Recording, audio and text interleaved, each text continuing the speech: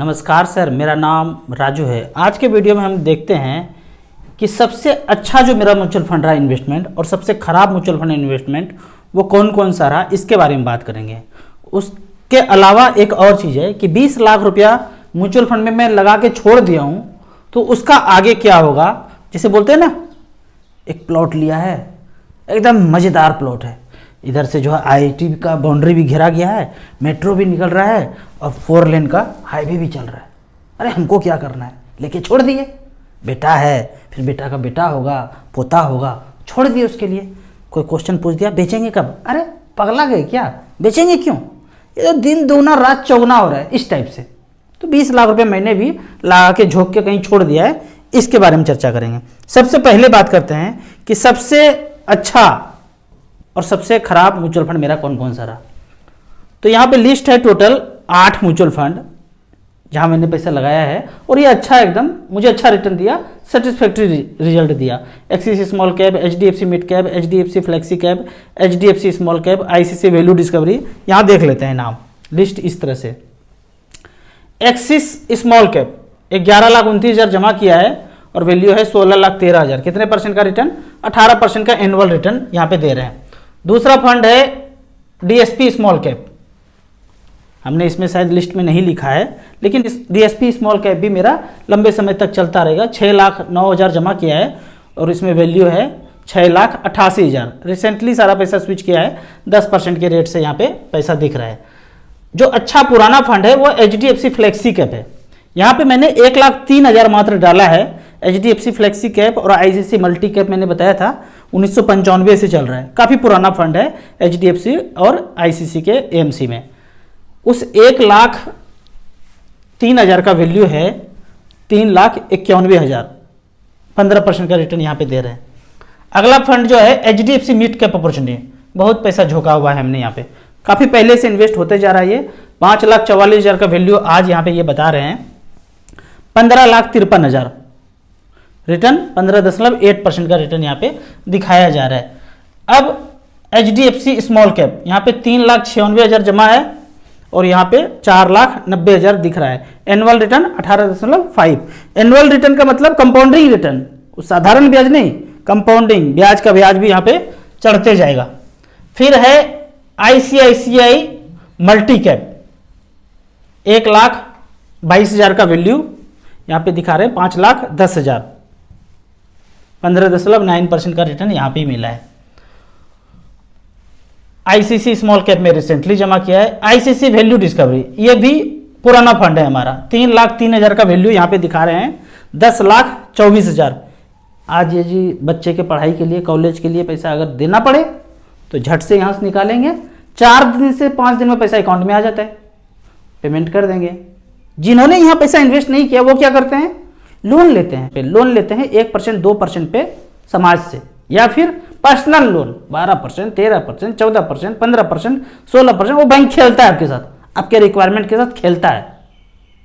जितना ज़्यादा जरूरत उतना ज़्यादा ब्याज। हॉस्पिटल में वाइफ पड़ी हो वेंटिलेटर पे, ICU में, फिर देखिए बैंक का और खेल, और ज़्यादा रिटर्न और ज़्यादा ब्याज, ऐसे खेलते हैं। हमने म्यूचुअल फंड में लगा के छोड़ दिया है, यहाँ पे रिटर्न मुझे 14.6 मिला है। निपॉन इंडिया ग्रोथ फंड एकदम मार धाड़ एक्शन से भरपूर फंड, मेरा सबसे पुराना, 3,000 पर मंथ का SIP, सबसे पहला फंड, 8,14,000 जमा हुआ है और वैल्यू छप्पड़ फाड़ के दिया है 25,75,000। अरे राजू जी क्या बात कर रहे हैं, कुछ हवा हवाई है, सब हवा हवाई ही है।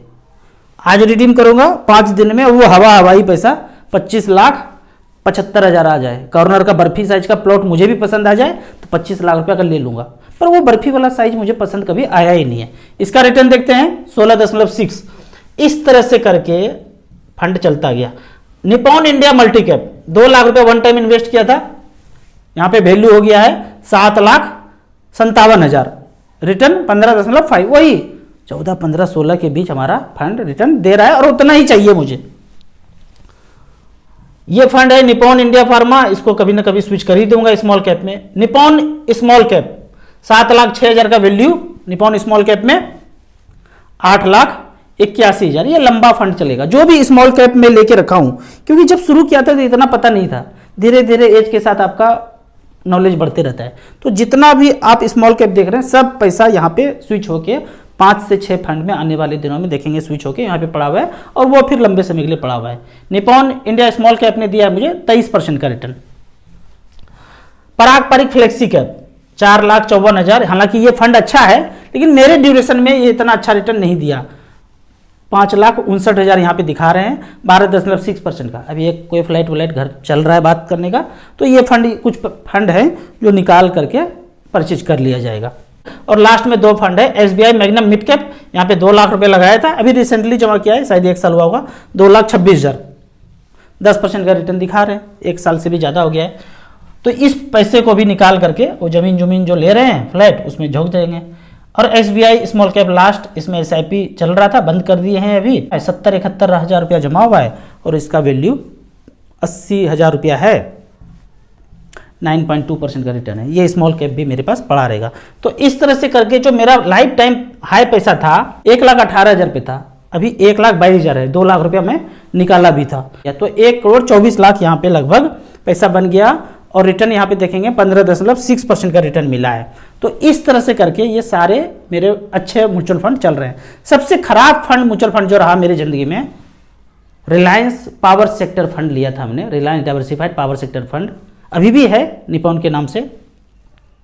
उस फंड में मैंने 4 लाख रुपए लगाया था, जो मार्केट क्रैश हुआ था 2008-9 में, तो गिर के 1,95,000 पे हो गया था। ये लॉस हुआ था मुझे उस समय, लेकिन मैं उस समय भी पैसे को निकाला नहीं था, उस पैसे को स्विच कर दिया था निपॉन ग्रोथ फंड में।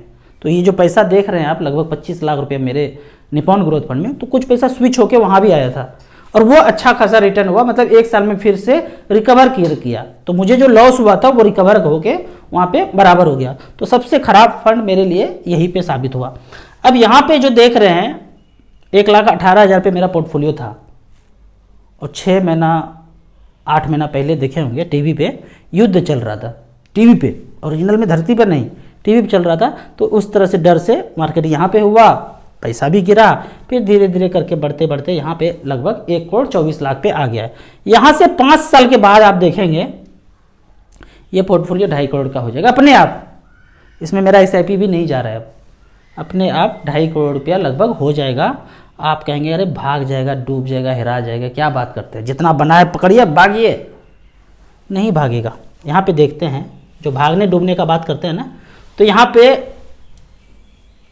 कितने कंपनी में ये पैसा लगा हुआ है मेरा, 1,22,00,000 रुपया जो आज है, ये 401 है, मतलब उसके पहले 400 और स्क्रिप्ट है और कंपनी में पैसा लगा हुआ है। तो इस तरह से करके ये सारे जो है पैसा लगा हुआ है कंपनी में। यहाँ देखते हैं नंबर ऑफ कंपनी, जो पैसा मेरा 1,22,00,000 रुपया जो आज है, वो टोटल कंपनी है यहाँ पे 496 कंपनी। इसमें से कोई एक आप कहते हैं कि भाग गया, डूब गया, हेरा गया, डूब गया मान लेते हैं। एक कंपनी था, रात में ऐसा हुआ, बिजली कड़का और गैस सिलेंडर फूट गया, सब खत्म हो गया, ओम भूर्भुवस्सुः हुआ, पूरा कंपनी खत्म। 10 जगह था, 10 जगह पे एक जैसा चीज हो गया, खत्म हो गया। तो मान लेते हैं कोई कंपनी चला गया, तो उसमें मेरा जो परसेंटेज है 0.0021% है, मतलब पैसा मेरा है, उसमें पैसा है 233 रुपया, यहाँ पे पैसा लिखा हुआ है, अमाउंट, करेंट अमाउंट 233 रुपया मेरा डूब जाएगा। 1,22,00,000 में 233 रुपया वो जो कंपनी में है वो डूब जाएगा। ये 301 रुपया वाला में कुछ हो गया, एकदम ओम भूर्भुवस्सुः खत्म, वो उतना सा मेरा पैसा चला जाएगा। लेकिन आपका कहना है कि पूरा का पूरा भाग जाएगा, डूब जाएगा, हेरा जाएगा, उसके लिए 496 कंपनी को उसमें परमाणु बम गिरना पड़ेगा सब जगह पे, पूरे इंडिया पे, तब हम ना आप बचेंगे ना हम बचेंगे, तो म्यूचुअल फंड पोर्टफोलियो भी नहीं बचेगा। अब आगे बढ़ते हैं। आगे कहानी है कि 20 लाख रुपया का वो जो है ना बर्फी साइज का प्लॉट हम भी लेके रख दिए हैं, तो बताइए उसका क्या हो जाएगा। तो यहाँ पे देख लेते हैं, वो 20 लाख रुपया हमने लगा के छोड़ दिया है। फंड देख लेते हैं कौन सा है, हमने जो मान के रखा है कि कौन से में 20 लाख रुपया बच्चों के नाम पे छूट गया है। वो फंड का नाम है HDFC मिड कैप अपॉर्चुनिटी और HDFC स्मॉल कैप। एक में 15.5 लाख, एक में 4,90,000, दोनों मिला के लगभग 20 लाख रुपया इस फंड को मैंने छोड़ दिया। कैसे छोड़ दिया, वही इधर से भी IIT निकल रहा है, उधर से मेट्रो निकल रहा है, उधर से 4 लाइन चल रहा है, मेरा बर्फी वाला साइज टुकड़ा यहाँ पे इन्वेस्टेड छूटा हुआ है। तो ये 20 लाख रुपया कितना हो सकता है यहाँ पे देखते हैं। ये 20 लाख का वैल्यू देख लेते हैं। 20 लाख रुपया छोड़ दिया और छोड़ दिया 30 साल के लिए, कोई जरूरत नहीं है, बेटा पोता का होगा, होता है ऐसे ना। हम तो ऊपर चले जाते हैं, जमीन बिखरा पड़ा है यहाँ पे। हम भी ऐसे सोच के रखे हैं कि ये कंपनी में जो पैसा 400-500 कंपनी में इन्वेस्टेड है, ये 20 लाख रुपया हम भी 2 कंपनी में है तो 70-70 140 कंपनी में इन्वेस्टेड होगा। वो 140 कंपनी में हमारा पैसा ये 20 लाख रुपया इन्वेस्टेड है और 30 लाख रुपया छोड़ दिया, अपने पोता पोती को गिफ्ट कर देंगे, बच्चों को गिफ्ट कर देंगे और 15% का रिटर्न अगर दे तो उस पैसे का वैल्यू होगा 20 लाख का वन टाइम का। इकाई दहाई सैकड़ा, हजार, 10,000, लाख, 10 लाख, करोड़, 10 करोड़, 13 करोड़ 24 लाख। क्या क्या क्या? हाँ हाँ हाँ, 13 करोड़ 24 लाख ही होता है। आपने कभी सोचा नहीं होगा वो जो बर्फी साइज का टुकड़ा 20 लाख का लिया है वो 13 करोड़ में ट्रांसफर हो जाएगा क्या मरते समय, लास्ट समय में? लो 4 गो बच्चा है, इसको भी इसको सबको गिफ्ट कर दिए, ऐसे सोचा नहीं होगा। हाँ, ये जरूर आप सोच सकते हैं कि वो जो 1 कट्ठा बर्फी साइज का टुकड़ा लिया है उसमें 4 दीवार बीच में जरूर पड़ेगा, तो पक्का पड़ना है। सबका घर बीच बीच में दीवार होके गली बन गया है। यहाँ पे गली बनने का सवाल नहीं है। इतना पैसा हो गया, 4 में डिवाइड कर दीजिए, 10 करोड़ हुआ, 2.5 करोड़ रुपया 4 में बांट दीजिए। तो ये फ्लेक्सिबिलिटी है। आप कहेंगे कैसे हो गया ये? तो आराम से तो StarSIP.in पे दिया है। 20 लाख झोंका, इंटरेस्ट कितना बना और साल दर साल कैसे पैसा बढ़ते गया, 20 लाख का वैल्यू कैसे धीरे धीरे बढ़ते गया। और ये लास्ट में दिया हुआ है कि भाई ऐसे करके 13 करोड़ 24 लाख हो गया। मैथमेटिक्स है। अब आगे बढ़ते हैं। यहाँ पे क्वेश्चन पूछा गया है कि HDFC डिफेंस फंड कैसा है। कमेंट में क्वेश्चन पूछा गया है कि HDFC डिफेंस फंड में 2 लाख रुपया लमसम इन्वेस्ट किया, बताइए ये कैसा है। मुझे एक चीज बताइए, ऐसा क्या यूनिक हुआ होगा फंड मैनेजर के खोपड़ी में कि HDFC डिफेंस फंड ने लॉन्च कर दिया। मान लीजिए कोई स्टॉक है जो पता चल गया, तो क्या वो HDFC स्मॉल कैप में खरीद के अभी नहीं रख लेंगे या इंतजार करेंगे कि 1 महीना के बाद HDFC डिफेंस फंड लॉन्च कर रहे हैं उस समय वो स्टॉक खरीदेंगे? अभी HDFC स्मॉल कैप जो चल रहा है उसमें हम उस कंपनी को नहीं रखेंगे, इतना इंतजार करेंगे फंड मैनेजर। अगर ये फंड मैनेजर इंतजार करेंगे HDFC बोलेगा, तो पता चला ICC, एक्सिस, रिलायंस वाला जो है वो स्टॉक खरीद लिया और वो फिर से लाइफ टाइम हाई पे स्टॉक प्राइस चल गया, 10 गुना पहले से बढ़ गया। तो कोई इंतजार नहीं करते भाई। अगर कोई अच्छा चीज होगा फंड मैनेजर के खोपड़ी में तो ऑलरेडी वो किसी न किसी फंड में खरीद के रखे होंगे, या फिर ऐसा आपको लगता है। यहाँ पे देखते हैं HDFC स्मॉल कैप का बात कर लेते हैं। ये फंड है HDFC स्मॉल कैप, ये HDFC स्मॉल कैप का पोर्टफोलियो है, ठीक है। अब इसमें इतने कंपनी में पैसा आपका इन्वेस्टेड है HDFC स्मॉल कैप में, कितना टोटल? ये जितने कंपनी है वो HDFC स्मॉल कैप में लगा हुआ है, 74 स्टॉक्स में आपका पैसा लगा हुआ है। तो क्या लगता है कि वो 74 कंपनी का जो स्टॉक्स है वो उसमें से कोई भी डिफेंस वाले फंड जो NFO निकाल रहे उसमें नहीं होगा? कुछ नहीं लॉजिक दे सकता है कोई कि NFO निकाल क्यों रहे हैं। बार बार सेबी और MP ने बोला है कि इस तरह का NFO मत निकालिए, मत निकालिए, मत निकालिए, एडवाइजरी जारी करते हैं, पर एडवाइजरी मानते नहीं है। तब सेबी को कड़ा कदम उठाना पड़ता है। तो कड़ा कदम उठ चुका है, एक्सपेंस रेशियो इतना कम कर दिए MC का कि मजाल क्या है कोई अब NFO निकाल के दिखा दे। तो बेहतर है कि आप HDFC स्मॉल कैप में, HDFC मिड कैप अपॉर्चुनिटी में 1-1 लाख रुपए लगा के देख लीजिए। वो चालबाजी समझना बड़ा मुश्किल है, AMC फंड मैनेजर का चालबाजी, पैसा ज़्यादा से ज़्यादा कमाना है, हर कंपनी का यही खेल है। तो आपको थोड़ा सा बुद्धि लगाना है, समझना है कि भाई क्यों हम एग्जिस्टिंग फंड में ही क्यों ना लगाएं। तो इस तरह से करके आप वहाँ से बचिए और HDFC स्मॉल कैप में लगा दीजिए। आप कहेंगे मैंने लगा दिया है, तो 1 साल वेट कर लीजिए, ऐसे भी एग्जिट लोड खत्म होने वाला है, स्विच कर दीजिएगा बाद में HDFC small cap, HDFC mid cap में। बेहतरीन फंड चल रहा है पहले से, क्यों हम कहीं नए में जाएं। अगला क्वेश्चन पूछा गया है कमेंट सेक्शन में, क्या अपनी इन्वेस्टमेंट को एसेट प्लस पे देख सकते हैं? बिल्कुल देख सकते हैं। एक बार आप पोर्टफोलियो एक्टिवेट करके, अकाउंट एक्टिवेट करके अपना पोर्टफोलियो ट्रैकर में जाके उसको कैश स्टेटमेंट अपलोड करके सारा देख सकते हैं। उसके बाद एज पर गोल आप मुझसे बात करेंगे फ़ोन पे।